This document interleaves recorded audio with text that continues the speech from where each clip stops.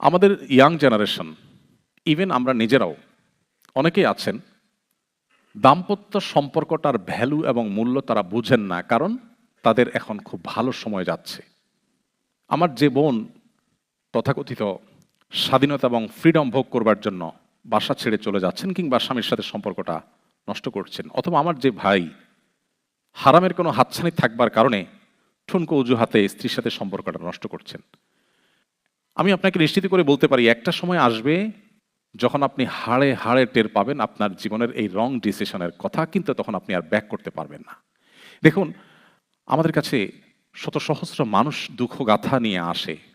বহু বোনের, বহু ভাইয়ের চোখের পানি আমি দেখেছি, যখন দেখেছি একটা বয়সে এসে তারা বুঝতে পারছেন যে তারা ভুল করে ফেলেছেন। কেন ইসলাম আমাদেরকে বলেছে স্যাক্রিফাইস, স্যাক্রিফাইস এবং স্যাক্রিফাইস করতে। দাম্পত্য জীবনের শুরুতে মাঝে অনেক জোয়ার থাকে, কিন্তু যদি কেউ এটাকে ওভারকাম করে চলে যায় তখন তার জীবনে শান্তি আর শান্তি। আমি আমার বোনদেরকে বলতে চাই, এবং সব সময় আমি বলি, সব জায়গায় বলার চেষ্টা করি, দেখুন আমাদের দেশের প্রেক্ষাপটে নারীরা নানা কারণে নিগৃহীত। শাশুড়ি অত্যাচার করে, ননদ অত্যাচার করে, স্বামী বুঝতে চায় না, অনেক বোনরা এটা নিতে পারেন না, তারা সেপারেশনে চলে যান। যারা বুদ্ধিমান, যারা কোরআন এবং হাদিসের কাছে নিজেকে সারেন্ডার করেছে যে আমার আল্লাহ সৃষ্টিকর্তা আমাকে যেটা গাইড করছেন এর বাইরে কোনো কল্যাণ থাকতে পারে না, সো আমি সেটাকে ফলো করবো, আমার যত কষ্ট হোক, এই ডিসিশন যারা নিতে পারেন তারা সবর করেন। সবর করলে কি হয়, আমি সবসময় বলি, মুসলিম ফ্যামিলিতে কোনো মেয়ে যদি কষ্টে থাকেও সেটা খুব লিমিটেড টাইমের জন্য, খুবই সীমিত সময়ের জন্য।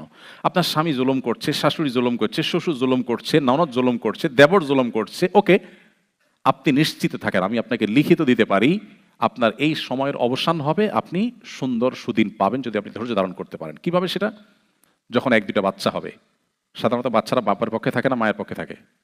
বেশিরভাগ মায়ের পক্ষে থাকে। বাপের পক্ষে কয়টা থাকে? আমার বাচ্চারা তো আমার মনে হয় না যে আমার ওয়াইফ আমি দুজনের মধ্যে আমার পক্ষে দাঁড়াবে। ভোটে যদি দাঁড়াই দুইজন, নির্ঘাত আমি হারবো এবং ওয়াইফ জিতবে। এরপর বাচ্চারা যখন বড় হয়, এরা বড় হওয়া মানে হলো আপনি স্ত্রী হিসাবে আপনার সৈনিক গড়ে ওঠা, ডানে সৈনিক, বামে সৈনিক। এখন তো আবার ফ্যামিলি প্ল্যানিংয়ের নাম দিয়ে মানুষ বাচ্চা নিতে চায় না। দুর্ভাগ্য। আমরা যারা 7-8 ভাই আছেন তারা ফ্যামিলিগতভাবে যতটা সুখে, 1-2 ভাই যে সমস্ত সংসারে তারা ফ্যামিলিগতভাবে ততটা সুখে না। এটা আরেক আলোচনার টপিক, আমি সেদিকে না যাই।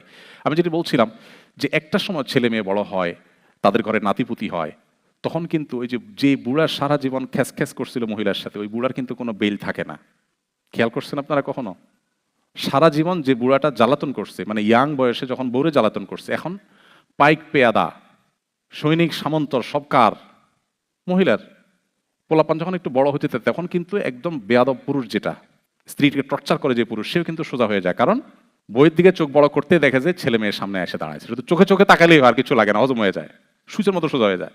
আর এগুলো যখন আর বড় হয়, এদের আবার যখন বাচ্চা কাচ্চা, তখন বুড়ির রাজত্ব আর রাজত্ব, তখন বুড়ির এমন রাজত্ব জমে যে বুড়া বেচারা বাসায় জায়গা পায় না, মসজিদে যায় বসে। মসজিদে মুয়াজ্জিন সাহেব বলে, চাচা বাসায় যাবেন না, দরজা আটকাবো।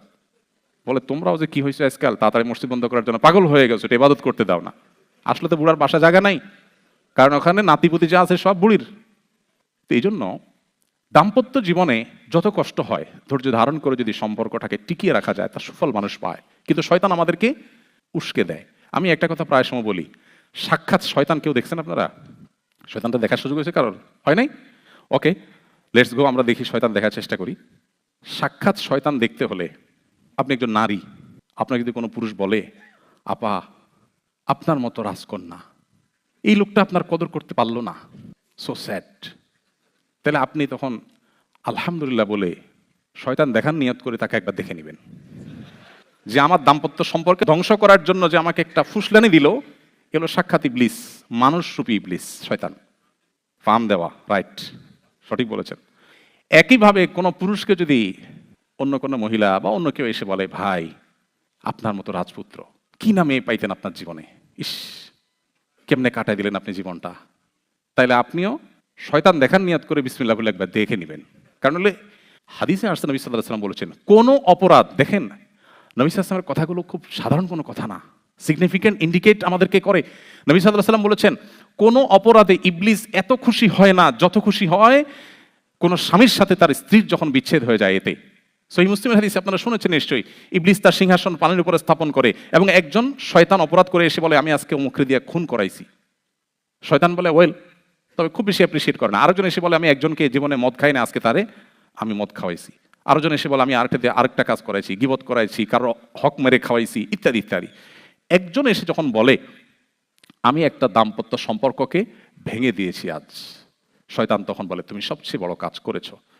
আজকের পৃথিবীতে যদি আপনি একটু চোখটা মেলে তাকান, একটু যদি আপনি নড়ে চড়ে বসেন, একটু ডিপে গভীরে যদি তাকান, আপনি দেখবেন ফ্যামিলি ব্যবস্থাপনাকে ভেঙে ফেলার জন্য হাজারটা উদ্যোগ আজকের পৃথিবীতে নেওয়া হচ্ছে নানা নামে, যেটা আমরা টেরও পাচ্ছি না।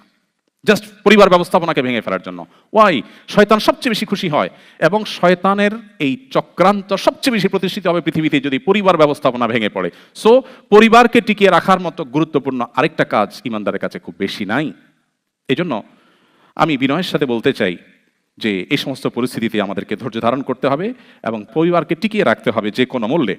আমরা আজকাল সবাই খুব বেশি অতিরিক্ত স্বাধীনতা ভোগ করতে পছন্দ করি। স্বাধীনতা ভালো, কিন্তু ইসলাম বলে অতি স্বাধীনতা নয়। অতি স্বাধীনতা মানুষকে ধ্বংসের দিকে নিয়ে যায়। তো এখানে আমরা যখন অতি স্বাধীন হতে যাই, তখন মুরব্বীদের তত্ত্বাবধানের থেকে আমরা দূরে সরে যাই। ডেফিনেটলি এটা আমাদের জন্য ক্ষতি বয়ে আনে। কি করবেন? আমি খুব মৌলিকভাবে কয়েকটা কথা বলি। নাম্বার 1, স্বামী স্ত্রী উভয়ে, পরিবারের সবাই আল্লাহর কাছে নিজেকে পরিপূর্ণভাবে সারেন্ডার করতে হবে, যে আমরা আল্লাহর গোলাম, আল্লাহ আমাদের সৃষ্টি করেছেন, তার কাছে আমাদের ফিরে যেতে হবে। সো তার আদেশ নিষেধের সামনে আমাদের কোনো সে নাই, এই ব্যাপারে সবাই উভয় সম্মত হতে হবে। 2 নম্বর হলো, আপনার পরিবারকে ধ্বংস করার জন্য, ভাঙার জন্য আজকের পৃথিবীতে যত আয়োজন আছে সেগুলো আপনাকে ডিপলি স্টাডি করতে হবে এবং যে কোনো মূল্যে সেগুলো থেকে নিজেকে সেভ করার জন্য উদ্যোগী হতে হবে। নাম্বার 3, আপনার ফ্যামিলিতে যে মানুষটা তুলনামূলক একটু বিচক্ষণ, যিনি উভয় পক্ষের কথা শুনে আপনাদের মধ্যে মনোমালিন্য দূর করার জন্য সবচেয়ে কার্যকরী উদ্যোগ নিতে পারবে, এরকম কাউকে আপনি আপনার অ্যাজ এ উপদেষ্টা আপনারা রাখেন উভয় মিলে, এবং কিছু হলে তার শরণাপন্ন হবেন এবং তার সাথে পরামর্শ করে আগাবেন। আমাদের সংসারগুলো আমাদের জীবনের সবচেয়ে বড় সুখের জায়গাটাকে খান খান করে দিচ্ছে। আমরা মানুষের কাছে হাসির অভিনয় করছি, ভেতরে আমাদের ত্রাস, দুঃখ এবং বেদনার তরঙ্গ এবং জোয়ার বইছে। আমি খুব ভালো করে জানি। আসুন্নাহ ফাউন্ডেশন থেকে একটা ছোট্ট 16 পেজের একটা বই আমরা লিখেছি, ইনশাল্লাহ ইংলিশে অনুবাদ করে আমরা দেব, এবং আমাদের সমস্ত বইগুলো অনলাইনে পাওয়া যায়। আপনাদেরকে অনলাইনে আমরা দিলে আপনারা সফট কপি এখান থেকে পড়তে পারবেন। সে বইয়ের প্রতিপাদ্য হলো সংসার বাঁচাও, দাম্পত্য সম্পর্কগুলোকে রক্ষা করো।